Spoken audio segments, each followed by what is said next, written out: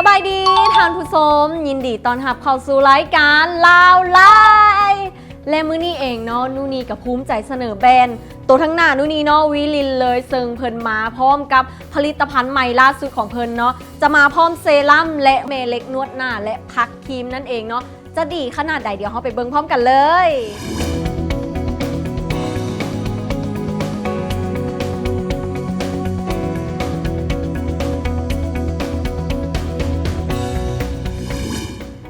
ตัวนี้เนาะจะเป็นเซรั่มดอกไม้เนาะยุโรป7ชนิดนั่นเองเนาะนี่จะหยอดลงมือให้เบิ่งเด้อ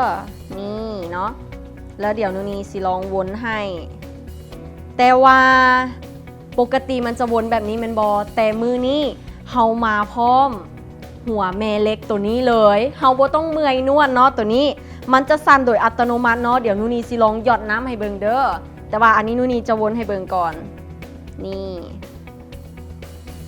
มันจะสั่นโดยอัตโนมัติเลยแต่ว่าถ้าคนอื่นจับเนาะคนอื่นจะฮู้ว่าสั่นแต่ว่าคันเฮาจับด้วยตัวเองมันจะสั่นตึดๆๆๆเลยเนาะตัวนี้เพียงแค่1 วินาทีสั่นได้ถึง200เลยแล้วลองคิดเบิงท่านผู้ชมเฮาแค่พริบตาเนาะสั่นได้ถึง200แต่ว่าอันนี้เฮาต้องใช้ตั้งแต่3-10 นาทีขึ้นไปจะเห็นผลดีหลายเลยเนาะ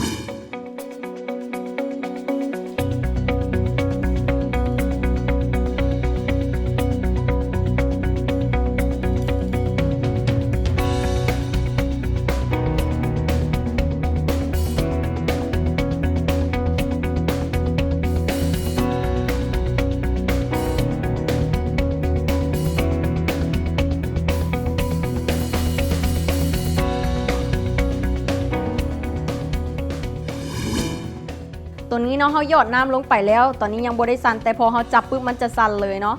มันจะเป็นสะเทือนถ้าเขาปล่อยมันก็จะนิ่งเนาะถ้าเขาจับใหม่มันก็จะสั่นอีกเนาะแต่ว่าอันนี้ต้องได้ลองเองเนาะจังสิฮู้ผลลัพธ์ว่ามันสั่นขนาดใดเนาะเพราะว่ามือนู่นนี่สั่นตืดๆๆๆๆเลยเนาะตอนนี้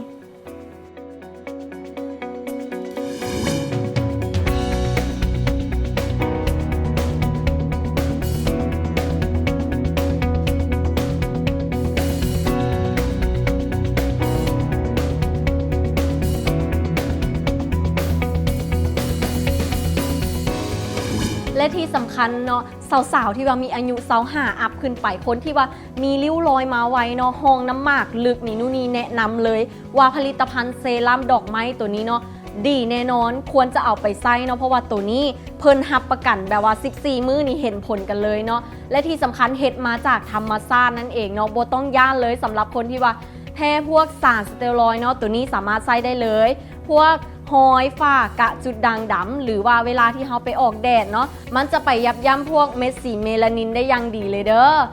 และหัวเมเล็กนวดหน้าตัวนี้เนาะก็เพียงแต่890 บาทนั่นเองส่วนเป็นไผ่ที่ว่าอยากได้ราคาพิเศษเนาะก็สามารถเข้าไปติดต่อในแฟนเพจเพิ่นได้เลยเด้อ